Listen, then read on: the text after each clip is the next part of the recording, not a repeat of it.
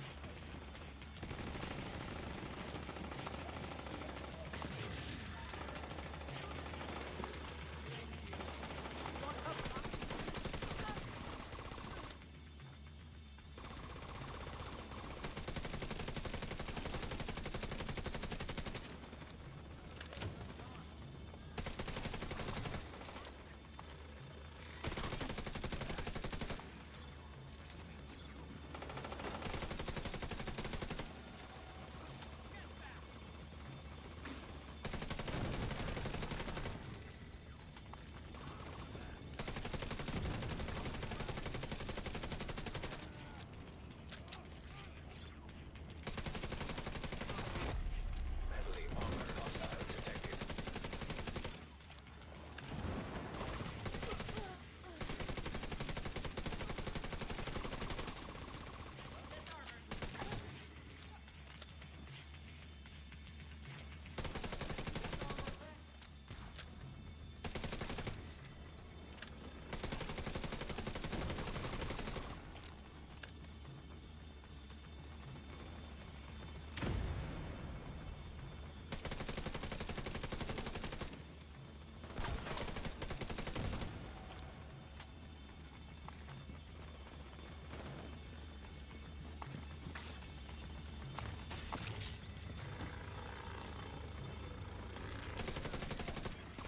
Incoming hostiles detected.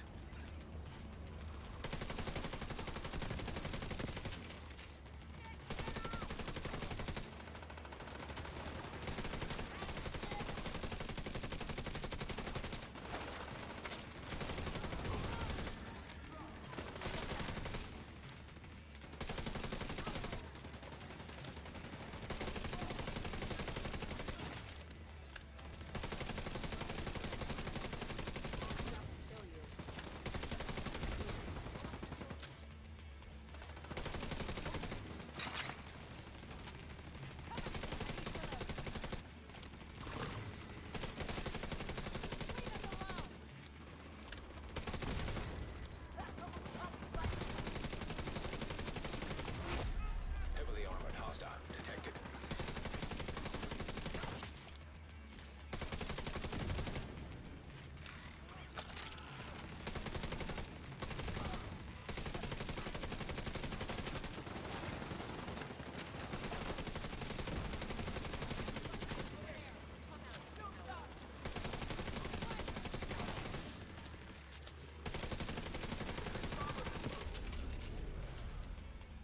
Hello everybody, how you all doing? My name is Raffle and welcome to another Division 2 build. Before we get into the build, first of all, I wanna apologize in case my voice sounds a little bit different, in case my energy is not as high on this video.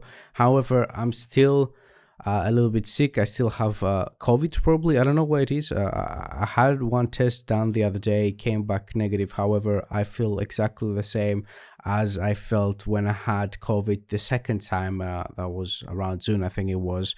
So I'm pretty sure it's COVID again. I don't have any awful symptoms. I don't have fever and stuff like that. Just my nose, my throat, and overall my mood is not that great. However, I wanted to start making videos again because I start feeling much better since I started taking the big drugs, so to say.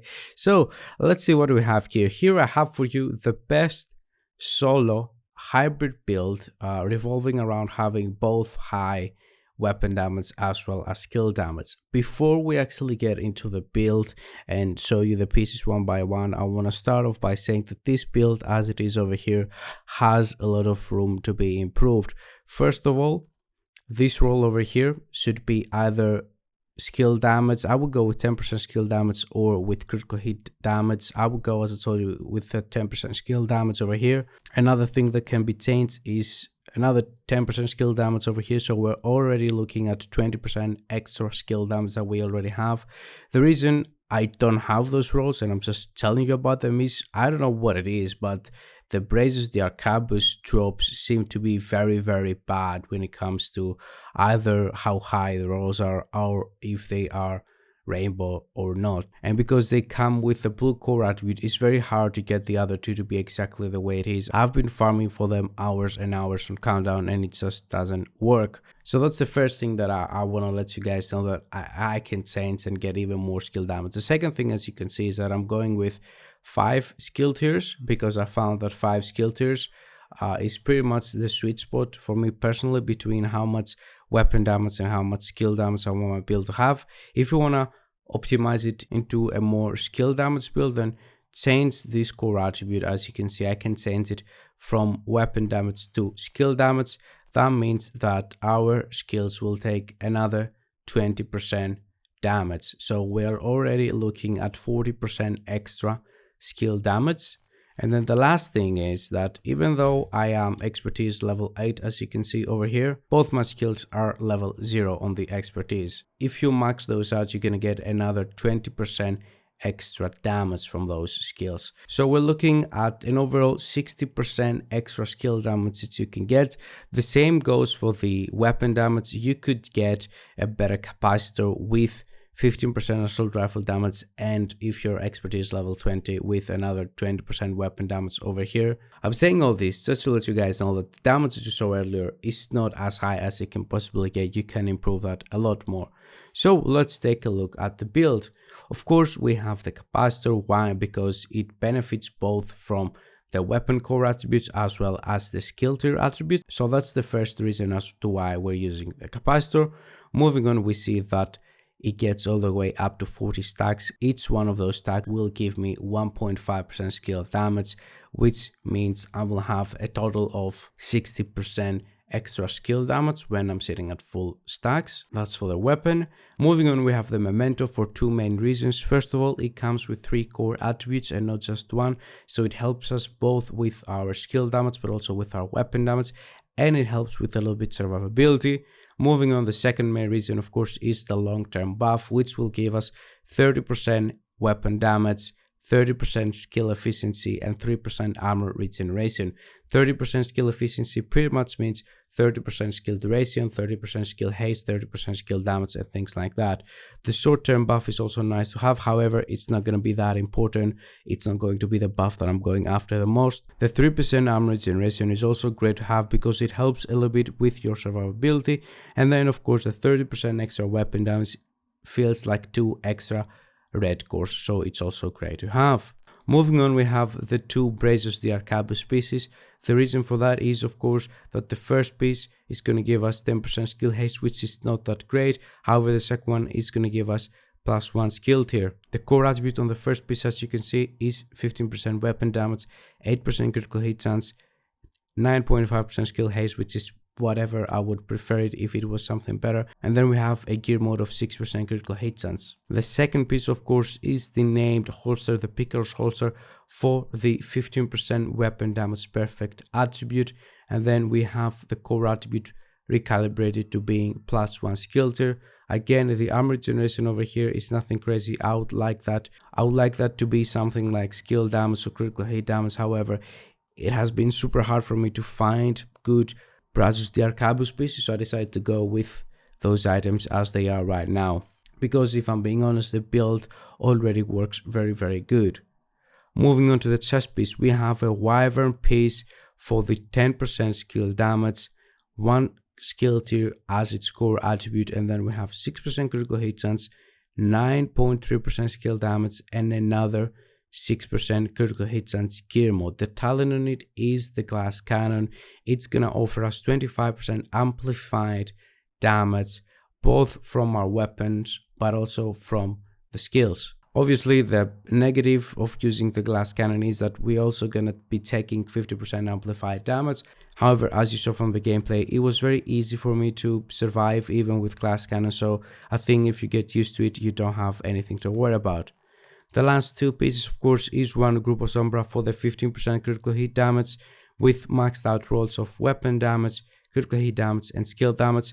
I tried testing between the Grupo Sombra and the Contractor's Gloves. It turns out that the Grupo Sombra offers more damage, and that's why I went with them. And then the last piece, of course, is the Fox Sprayers for the 8% damage targets auto cover and the 10% skill damage third attribute. As you can see, the core attribute is not maxed out, but it's not that big of a deal. If we go to my stats, you can see I'm sitting at the 50% critical hit chance, 100.2% critical hit damage, and as you saw from the gameplay, my weapon hits around 500,000 per shot, and my skills hit around 130 with 180% or something like that, maybe even higher. It's overall a very good build. I had a lot of fun playing it, and you know me, I've been testing quite a lot of hybrid builds throughout, the last year that I've been playing Division 2 almost daily. This is probably the best hybrid build when it comes to playing with those two skills, with the drone and with the turret. Something I forgot to mention is the Technician Specialization, which gives us +1 skill tier, which helps quite a lot, and plus 10% skill damage. So yeah, I'm working on an explosive hybrid build with Seeker Mines and the Sticky Bomb. However, that will take a bit longer because my rolls are not as good as I want them to be. And I'm also working on another hybrid build, which doesn't involve skill damage. It involves healing, armor regeneration, and weapon damage. It's something that I don't know if it's gonna work out at the end, but if it works out, it's gonna be amazing. So if you don't want to miss those videos, make sure to subscribe. Again, apologies for my voice, but I can't do anything about it. Thank you very much for watching the video, guys. Have a wonderful day, everybody. Bye bye.